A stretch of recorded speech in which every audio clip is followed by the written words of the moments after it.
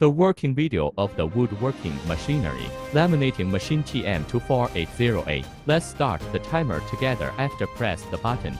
Let's see how much time this machine takes to complete the laminating process. The worktable entering the working chamber, and the laminating process has begun.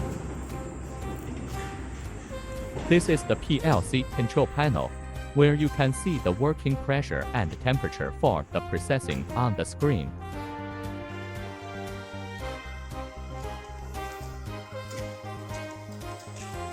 Okay, now in about 2 minutes, the laminating process is complete.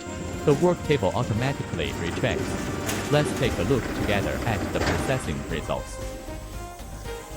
Lamination is in place, the grooves are clear, and the wood grain is distinct. What a beautiful cabinet door panel.